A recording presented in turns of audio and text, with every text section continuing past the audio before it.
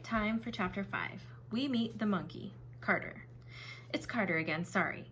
We had to turn off the tape for a while because we were being followed by, well, I'll get to that later. Sadie was telling you how we left London, right? So anyway, we followed Amos down to this weird boat docked at the quayside. I cradled Dad's work bag under my arm. I still couldn't believe he was gone. I felt guilty leaving London without him, but I believed Amos about one thing. Right now, Dad was beyond our help. I didn't trust Amos, but I figured if I wanted to find out what had happened to Dad, I was going to have to go along with him. He was the only one who seemed to know anything.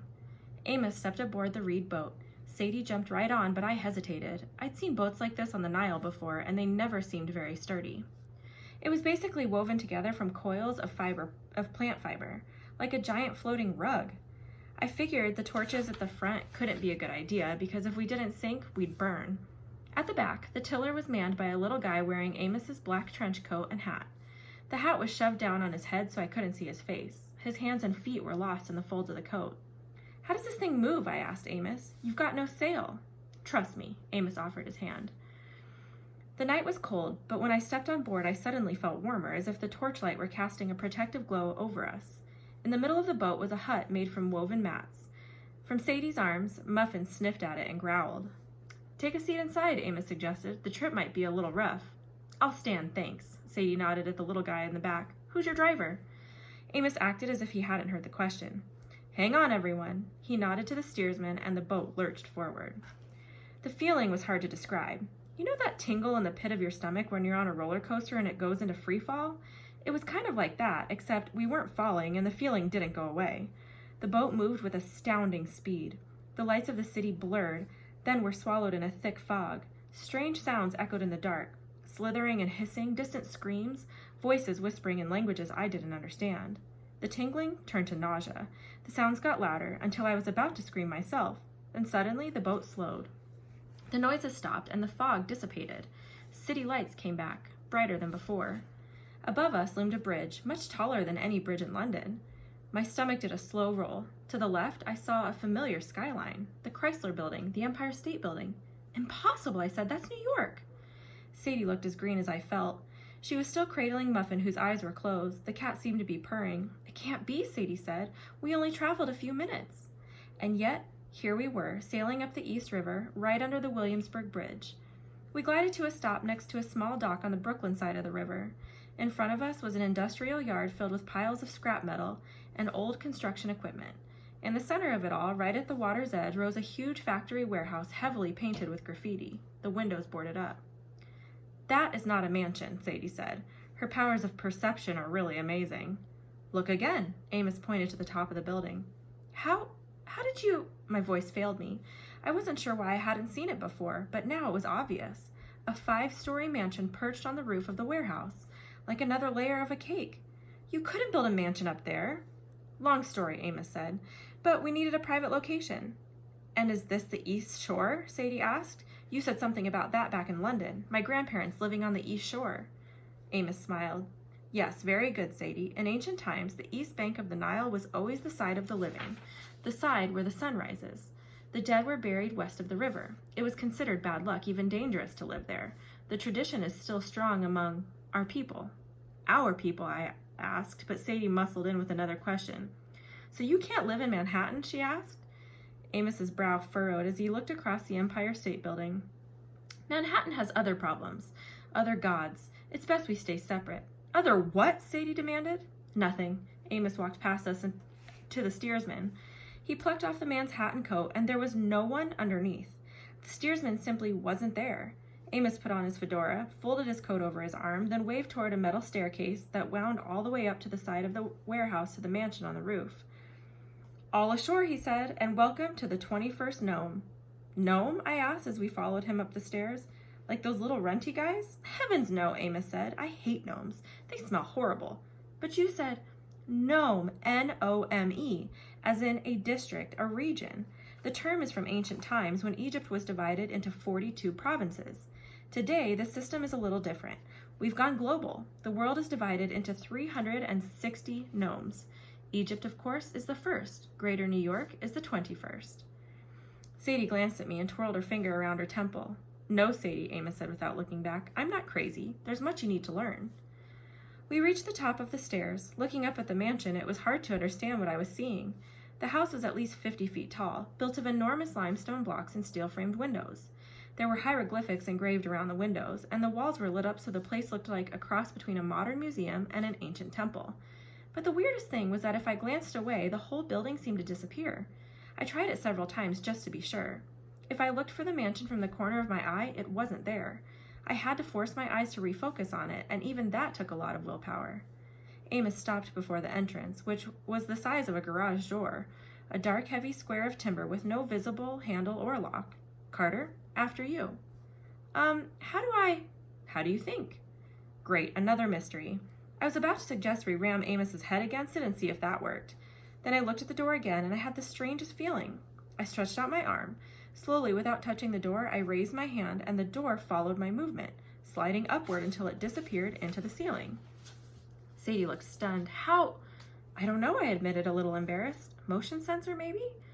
Interesting, Amos sounded a little troubled. Not the way I would have done it, but very good, remarkably good. Thanks, I think. Sadie tried to go inside first, but as soon as she stepped on the threshold, Muffin wailed and almost clawed her way out of Sadie's arms. Sadie stumbled backward. What was that about, Cat? Oh, of course, Amos said. My apologies.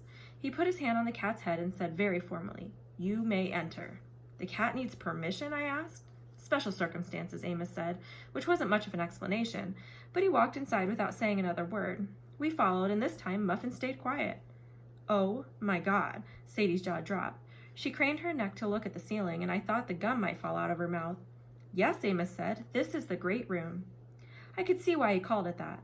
The cedar-beamed ceilings were 4 stories high, held up by carved stone pillars engraved with hieroglyphics. A weird assortment of musical instruments and ancient Egyptian weapons decorated the walls. 3 levels of balconies ringed the room, with rows of doors all looking out on the main area. The fireplace was big enough to park a car in, with a plasma screen TV above the mantel and massive leather sofas on either side. On the floor was a snakeskin rug, except it was 40 feet long and 15 feet wide, bigger than any snake. Outside, through glass walls, I could see the terrace that wrapped around the house. It had a swimming pool, a dining area, and a blazing fire pit. And at the far end of the great room was a set of double doors marked with the Eye of Horus and chained with half a dozen padlocks. I wondered what could possibly be behind them. But the real showstopper was the statue in the center of the great room.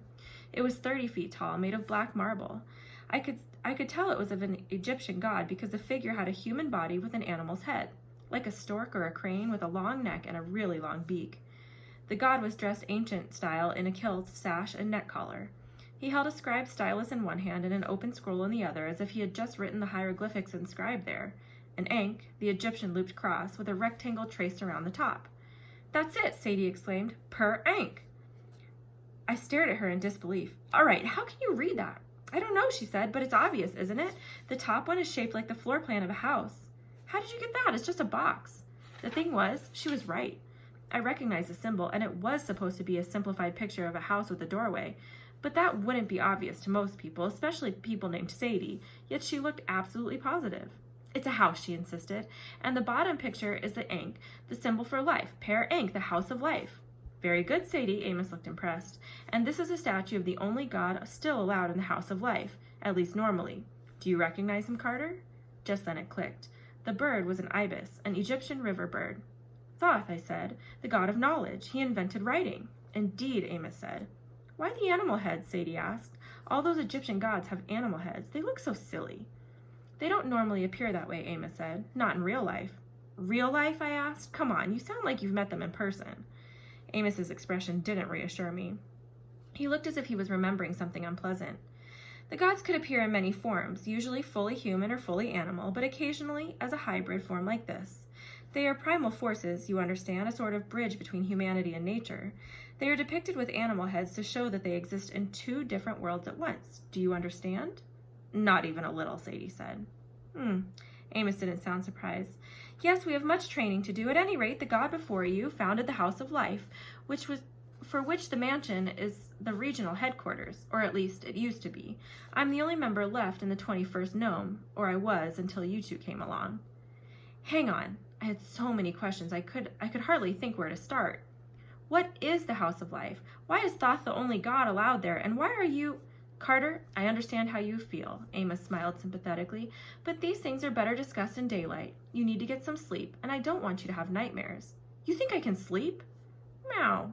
Muffin stretched in Sadie's arms and let loose a huge yawn. Amos clapped his hands. Khufu!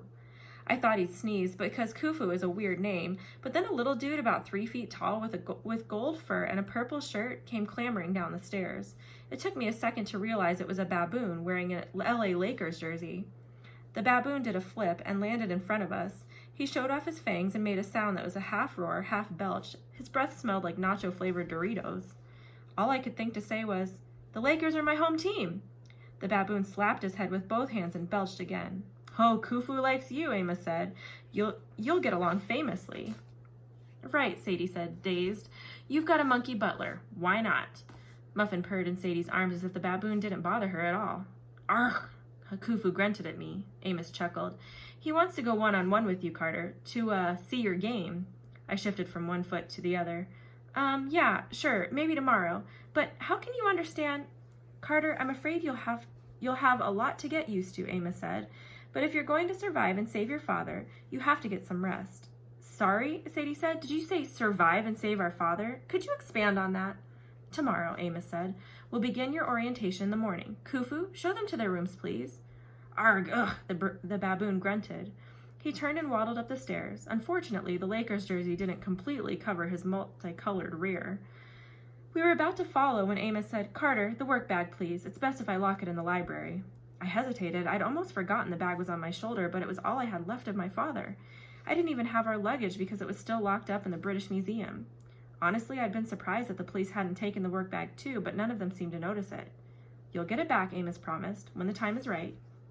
He asked nicely enough, but something in his eyes told me that I really didn't have a choice. I handed over the bag. Amos took it gingerly as if it was full of explosives. "See you in the morning." He turned and strode toward the chained-up doors. They unlatched themselves and opened just enough for Amos to slip through without showing us anything on the other side. Then the chains locked again behind him. I looked at Sadie, unsure what to do. Staying by ourselves in the great room with a creepy statue didn't seem like much fun, so we followed Khufu up the stairs. Sadie and I got adjoining rooms on the 3rd floor, and I've got to admit, they were way cooler than any place I'd ever stayed before. I had my own kitchenette, fully stocked with my favorite snacks. Ginger ale? No, Sadie, it's not an old person soda. Be quiet. Twix and Skittles. It seemed impossible. How did Amos know what I liked? The TV, computer, and stereo system were totally high-tech. The bathroom was stocked with my regular brand of toothpaste, deodorant, everything. The king-size bed was awesome, too, though the pillow was a little strange. Instead of a cloth pillow, it was an ivory headrest like I'd seen in Egyptian tombs. It was decorated with lions and, of course, more hieroglyphics. The room even had a deck that looked out to New York Harbor with views of Manhattan and the Statue of Liberty in the distance. But the sliding glass doors were locked shut somehow. That was my first indication that something was wrong. I turned to look for Khufu, but he was gone. The door to my room was shut. I tried to open it, but it was locked. A muffled voice came from the next room. "Carter?" "Sadie!" I tried the door to her adjoining room, but it was locked too. "We're prisoners," she said. "Do you think can we trust him?"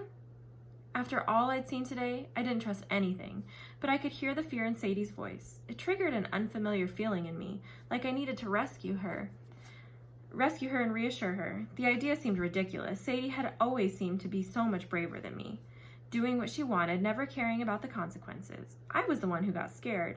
But right now, I felt like I needed to play a role I hadn't played in a long, long time. Big brother. "It'll be okay," I tried to sound confident. "Look, if Amos wanted to hurt us, he could have done it by now. Try to get some sleep."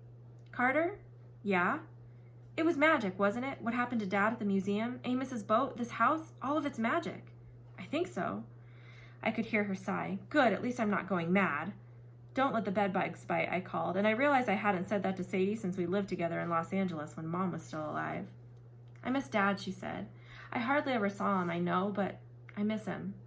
My eyes got a little teary, but I took a deep breath. I was not going to go all week. Sadie needed me. Dad needed us. "We'll find him," I told her. "Pleasant dreams." I listened, but the only thing I heard was Muffin meowing and scampering around, exploring her new space. At least she didn't seem unhappy. I got ready for bed and crawled in. The covers were comfortable and warm, but the pillow was just too weird. It gave me neck cramps, so I put it on the floor and went to sleep without it. My first big mistake.